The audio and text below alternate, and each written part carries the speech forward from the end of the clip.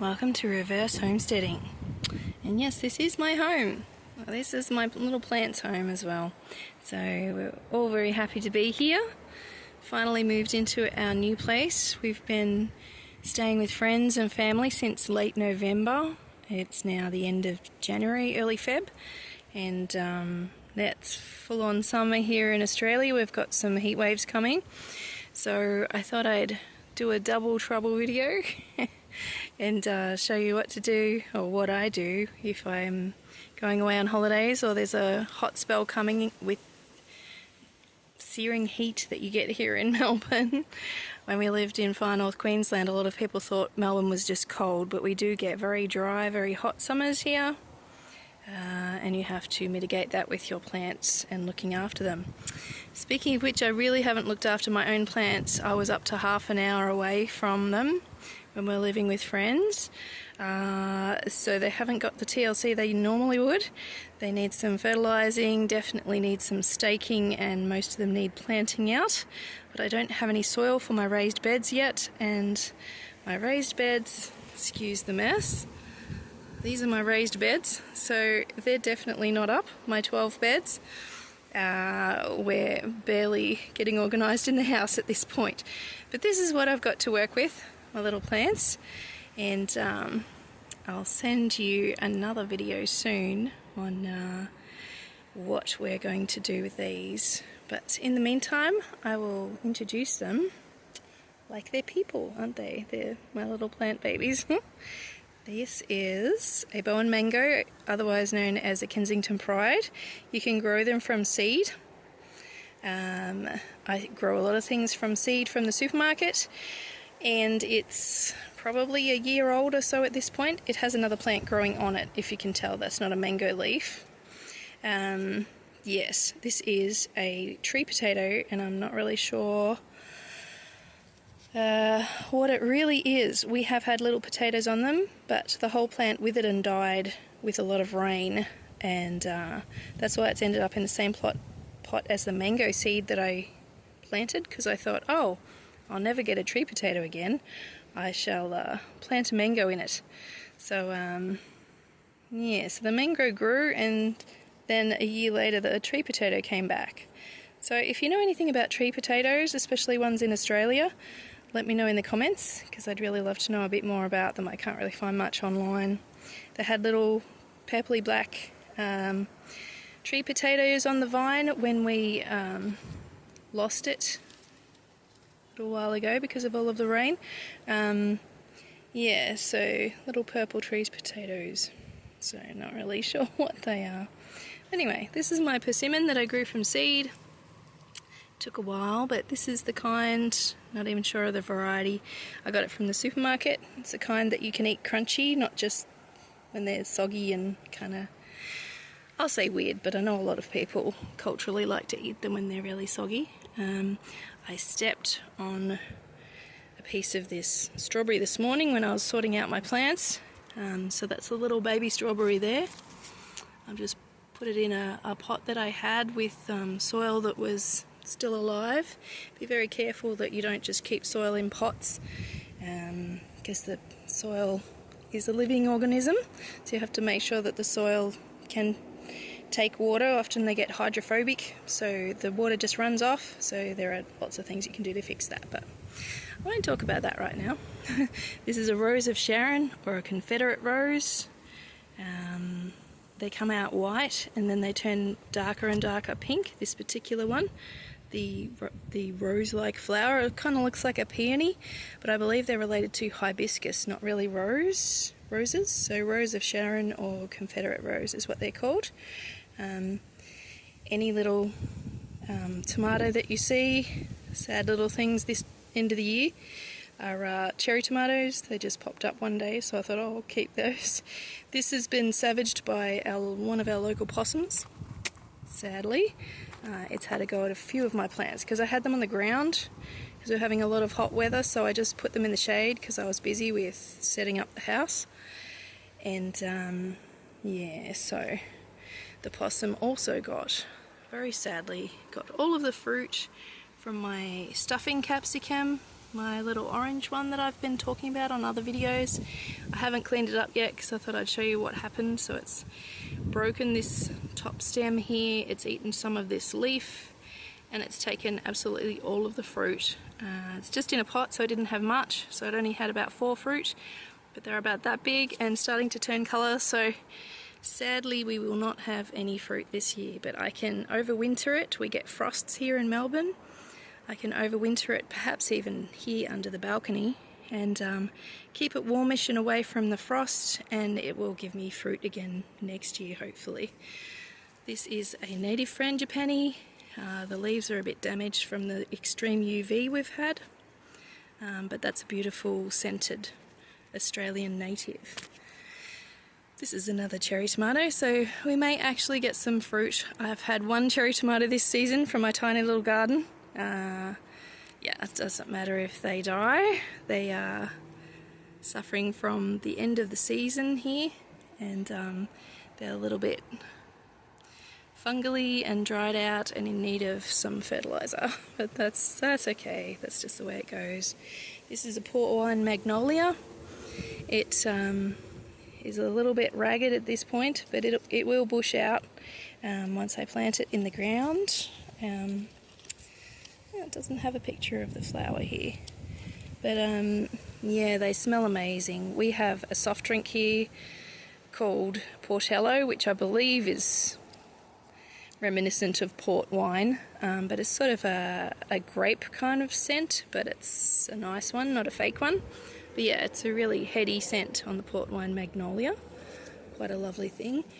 My poor little spinach, I'm not sure if you've seen it in previous videos, but I was trying to keep it limping along in the hot weather for these seeds. So I've just seen that the little stem here that's holding the seeds is a bit broken. So I'm just gonna try to prop that up a bit, and hopefully the seeds will mature a bit more. If the leaves come back, I'll know that the seeds might be okay. Otherwise, there are seeds in the shop, but I was just hoping for my own seeds in that. And we'll see how we go. Here's another tomato, and I'll go across the back actually. That's my Panama passion fruit that I've grown from a seed. They're a big round purple passion fruit. They're quite sweet. There's another cherry tomato. That's my green asparagus, Martha Washington, that I've grown from a crown that I got for $7, Australian of course, in the reject shop. And I have 2 other crowns which haven't come up since, but they were a lot older when I purchased them here in Melbourne. That's a frangipani, pink with yellow in the centre, I believe. Here's my poor little cucumber that I purchased back in November. It has given me little cucumbers. They're not, this is the one that's furthest along. I don't think the shape is going to get any better, and it might be a little bit bitter because we've had some pretty hot weather, late 30s. I'm not sure what it is in Farenheit, sorry. Yeah, quite warm. And here's another frangipani, another pink one with yellow in the centre. This is one that's sort of the standard frangipani that most people think of. They're quite easy to propagate. You take a stick off the parent tree and put it in a very sandy, loose mix that drains water well, and they'll grow roots and flowers and leaves all in the same season, if you're fortunate, if the weather's right and if they're happy. This is a white choco. I just planted a white choco, and you just get the little plant from that. It's pretty easy. Sadly, this is suffering from the humidity that we've had. Humidity isn't that common in Melbourne. We usually have dry summers. But yeah, I thought I'd leave it as is to show you what a tomato looks like at the end of the season. It's wilting a little bit from the... I don't think it's actually wilt. There's a disease called wilt. But this just happens when fungal things from the soil, just natural things. It's not a bad thing that you have to get rid of. When bad things from the soil splash up on the lower leaves, which I usually take off, but it's been in a pot on a balcony for a lot of its time here. So I haven't bothered doing what I normally do. It's a digger's plant, which is nothing against diggers. This is just what tomatoes do at the end of the season. It's called Big Barrel. I kind of like the idea of a plant that had the name Big Barrel. So sadly no fruit. We do have a few little flowers, so I'll feed it something like potash so that it gets some potassium. Even banana skins are good for tomatoes. This is a horseradish. I haven't had horseradish before, but they're a bit prolific, so I'll have to put it in its own pot, and otherwise it will spread. People say once you have horseradish, you'll always have horseradish. These are red dragon fruit. This is just a vegetable date seed that I got from the supermarket. In the dates there, in the food. And I just like growing things from the supermarket. Sometimes it turns out well, sometimes it doesn't, but that's okay. I don't mind experimenting. This is a Persian fig, also grown from something in the supermarket. So you know those tiny little figs you can get, little dried figs. They're really cute, quite tasty.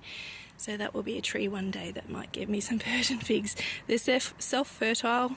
I did have another one, but I gave away a lot of plants recently. This is another native frangipani, actually from the seeds that were produced by my original native frangipani here in Melbourne. So family members took the seeds and gave them to me, so that's how that one grew. This is another supermarket, not really an experiment because I've done it a lot before. This is ginger. So ginger grows quite well in Melbourne if you protect it from frost. And this is turmeric. Turmeric often, sometimes ginger, but usually turmeric, they must grow in the supermarket a lot. So I don't blame the supermarket from trying to stop things sprouting in the supermarket, but they knock the growth nodes off, so the little bumps that grow into these leaves and stems are knocked off for sale in the supermarket so they don't grow, I guess, before people get to eat them.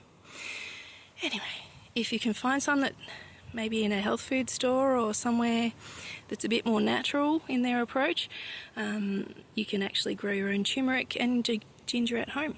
There's another sad little cherry tomato, which I may or may not keep. I don't know if I'll plant them out at this stage. Early February is pretty much when your tomatoes are on their last legs in Melbourne.